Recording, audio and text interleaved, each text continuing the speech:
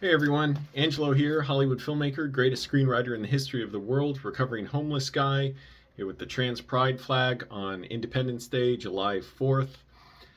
The big, beautiful bill, it's been called, has been passed, which will be ruinous.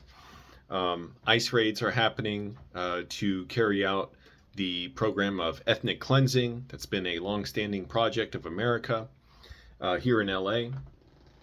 And a good day to watch Born on the 4th of July, the movie about the anti war Vietnam activist Ron Kovic, who was a Marine in Vietnam, and horrible, horrible stuff happened. His life was altered. He was shot, paralyzed, and he's alive to this day, continuing his work. This is something that should never happen in every respect. Anyways, so my reflections for 4th of July. First of all, been just personal note, been doing a lot of writing. Writing's going well, screenwriting that is, a lot of reading too. I finally reread the Carla trilogy from John le Carre. That is Tinker Tailor Soldier Spy, The Honorable Schoolboy. That one's a little bit too long. And Smiley's People. Really good books. I can see some of the weaknesses in how le Carre dramatizes things, but really admirable. I really love certain parts of, really especially Smiley's People, the third one. Books are something, at least, where the sequels are often better than the original. Tinker Tailor is good. It's a little bit dry. It's a little bit just people talking in rooms. Then again, that is a lot of his books, but I love him. So I want to reread The Spy Who Came In From the Cold, too. I think I've read it twice already, and the movie's great. I've been watching the horrible news about the Everglades Detention Center that Trump is bragging about being built, and Kristi Noem went to visit with him, and I can't even say lying in a way about it when she says the worst of the worst are going to be housed here. The reason I say I can't call it lying, it's not a lie if you don't even expect people to believe it. In other words, it's not a lie when Tom Cruise is in a Mission Impossible movie, because you're not like, wait, that's his name's not really Ethan Hunt. I know who that is, and he's not really trying to stop a nuclear bomb from hitting San Francisco or something. Like, no, you know it's not a lie because he's not trying to trick you. It's there as entertainment. That's what this is. It's there as spectacle and entertainment. This wanton cruelty. There is no crime that I'm aware of where the penalty is being eaten by alligators and pythons and dying of disease and possibly dying in a wetlands, and also the facilities themselves. It's interesting. I saw the video. I saw pictures of it. It's Kristi Noem said it's the worst of the worst. Murderers, all this nonsense that's just fake. She knows it's fake. It's like she's showing up, holding up a card, translating it, saying, "We know this is fake, but we got to do it. It's performative." Blah blah blah. Murders. Blah blah blah.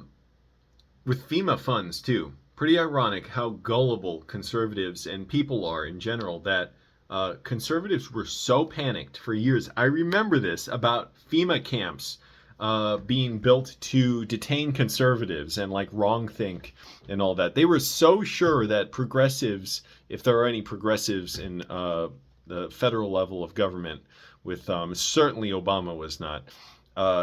Bernie and AOC kind of, yeah, and Rashida Tlaib and Ilhan Omar, etc. But even them, they have a lot of weaknesses, a lot of problems as they pool right. And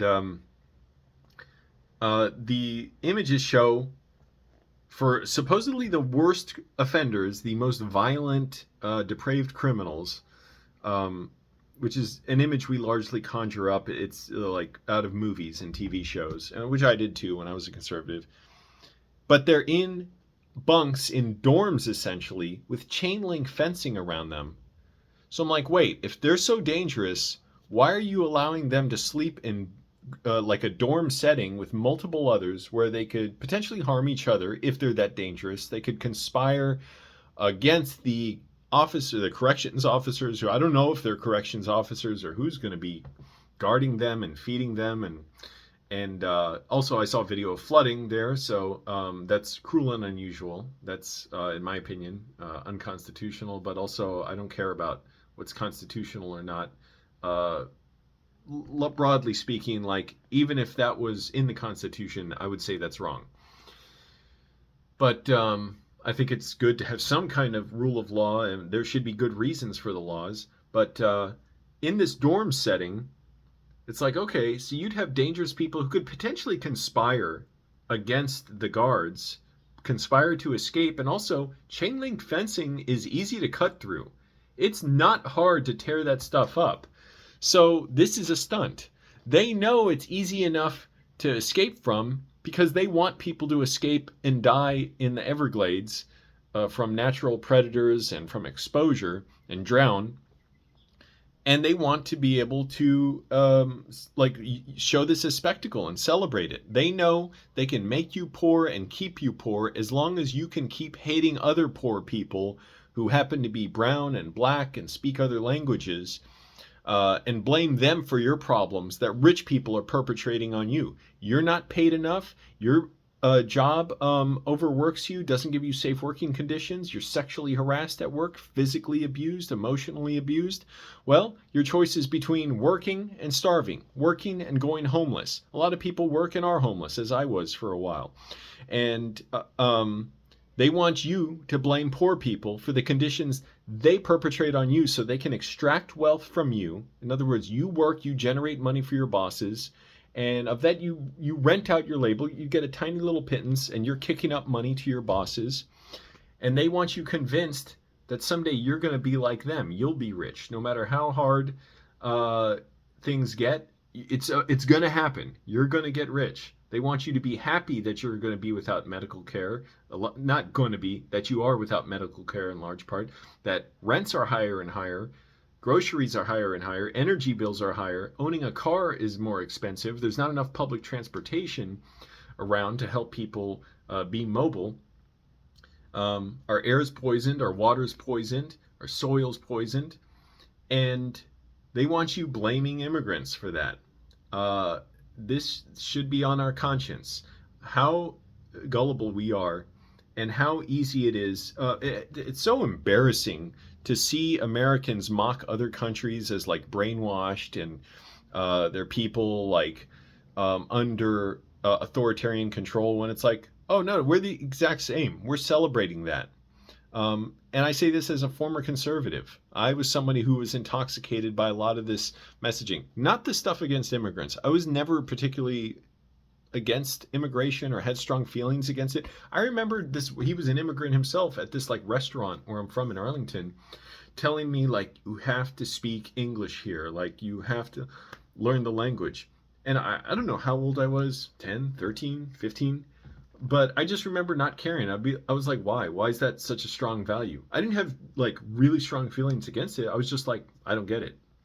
Like, I didn't realize all the racism built into that and how a lot of immigrants are racist too against other immigrants.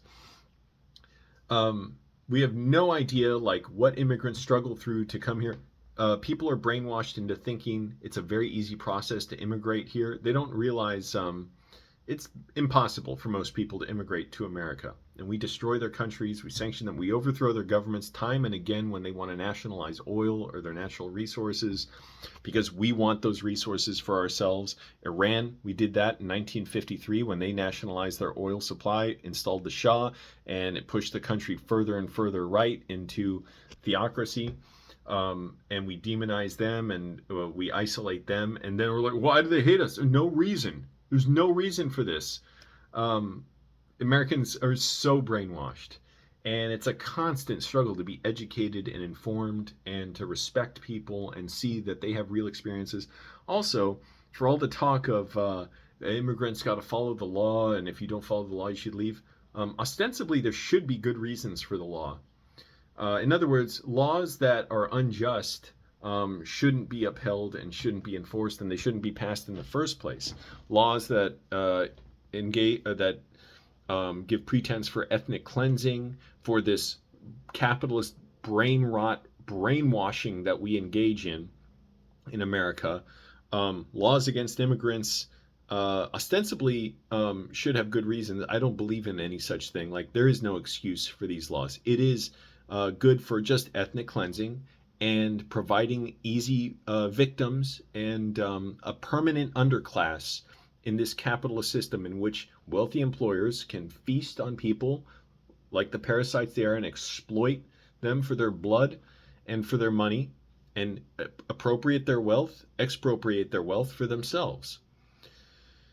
Donald Trump has employed undocumented immigrants, according to the stories. He doesn't care.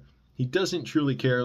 But it is a pastime of America to demonize the other, and then we're so convinced. If the Germans were coming into power now, like in the 30s and 40s in Germany, I would fight against it. That's a progressive agenda. You all have no idea what you're talking about. You are falling for it, hook, line, and sinker. And it's just that you think, no, it's different. We have a good excuse for it now. Conservatives are gleefully celebrating the idea of immigrants being put into this Everglades detention center. And just believe them. Don't argue against them. Don't argue the points of, well, that's wrong with it. Oppose them. Galvanize people against them. This is wanton cruelty.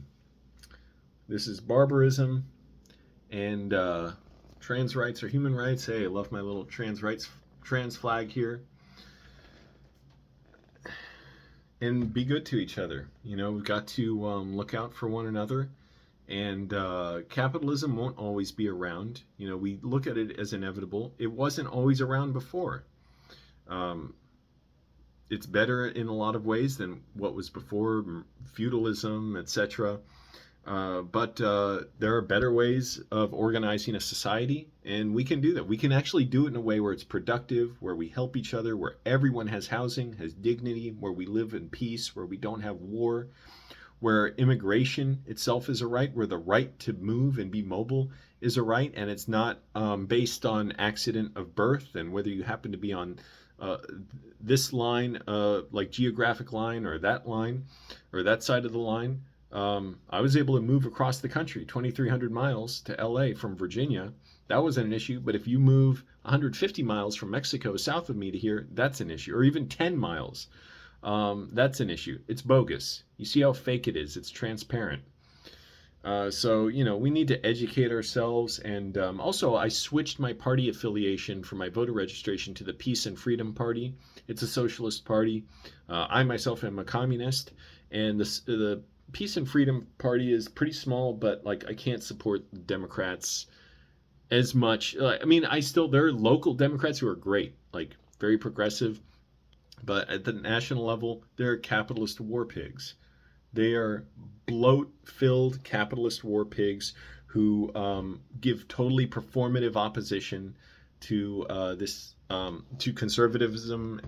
What did I say? Conservatism, war, capitalist greed, because they are capitalists. They are fundamentally right-wing. They do support war. And they just give the most embarrassingly paper-thin opposition to Trump. For the most part, it's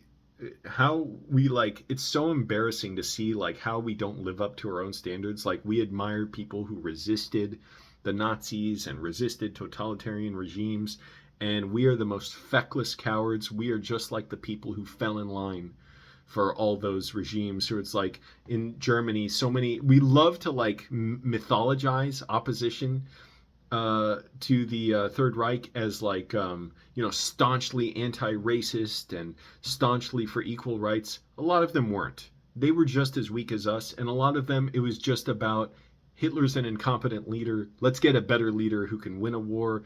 And then it became let's get a better leader who can negotiate better terms of peace for us. It wasn't about ideological opposition. The ideological opposition to the genocidal regime there was highly diffuse and largely powerless, which is what it's like in America now. And we just love to spin these stories and mythologize things. And stories are important. It shows you how powerful imagery and words are, and why the Trump administration is so careful to craft language that creates a strong neural connection, a neural path in your brain between immigrant, criminal, socialist, criminal, socialist, dangerous, socialist, anti-American. to where it's transparent. You could do like a flashcard, when you're studying another language. It just, you flip it over, you see the translation, like, oh, that's what that word means. That's all it is. It's not even like code. It's not like if someone speaks another language, it's like this impenetrable thing you can't understand. It's like, oh, you just got to learn the language. When you see conservative language and liberal language, because the liberals, again, are fascist collaborators. So at least now in the Peace and Freedom Party, with that affiliation, I can vote in their primaries. It's partly to expand their numbers, to give some voice to them, to be a little more involved. Again, local Democrats, still great. A lot of them I support, and I, want them to be successful in moving forward a progressive, more humane agenda. But nationally, like Hakeem Jeffries, absolutely horrible, reprehensible. The performative opposition to Trump, because fundamentally he doesn't oppose them. And as Blakely there's a YouTuber, Blakely, with two E's, who says, and lots of people I'm sure say this, Democrats would rather join fascists than support progressives. You see this in how they went after AOC, went after Bernie, again, who both are not great, and now are going after Zoran Mandani, who's just like progressive. He's not like super far leftist, or particularly like far left. The free bus program he's talking about, you all don't know what you're talking about, because in LA we did that for several months. I don't know when it started. I know it like ended in January 2022. But in the pandemic, we had free buses. It was to get more bus ridership going, to help people who didn't have money, didn't have jobs, lost their jobs, to be mobile, because a lot of people, they would go look for jobs by taking the bus, or go to multiple jobs taking the bus. The people who needed it the most, often immigrants, often lower income people. We should have buses running very frequently. We don't. We should have metro running much more frequently. We don't. Better land use, so there's more dense development around metro stations. So there's stuff to visit there, and we can get people out of their cars, clean up the air, create less traffic in our neighborhoods, ease the financial burden of car ownership. We don't do that. We live in it like the whole system is transparently there to gouge this country, almost like Trump and his administration knows this country's wrecked. We're just going to loot it before we leave. It's really shameless. But again, connect with each other, talk to people, make sure you like know people and support each other, and understand, speak to your pain, and also the importance of stories too. I believe, like, as I've been writing screenplays, there are times when I'm like, I've gotten this less lately, but like, should I be writing this? There's so many important things in the world. Why am I writing this, like, a story I'm trying to make entertaining and all about personal relationships and stuff? And I'm like, it's all political. It's all there. I'm not saying any one thing about like what I'm writing. I'm just saying, to me, it's worth it to, you have a multi-pronged front of, make life worth living with stories, but also they reflect on everything we're going through with capitalism and war and empire, and who knows where we're headed. But we have to hold on to our decency, and we have to speak out. So enjoy your 4th of July. Be safe. I'm not a fan of fireworks. Is my computer, what is going? Oh, I thought it was just gonna go into sleep mode. And take a bus, take the metro, bike. They're all wonderful options to get around if you have those in your area, and if biking is safe. I highly encourage people to bike, even if you just do it for short trips. That may be the only way it's feasible for you. Do it to get out, see your city, save money, get out of that bubble of a car, and actually feel the city as you're going around.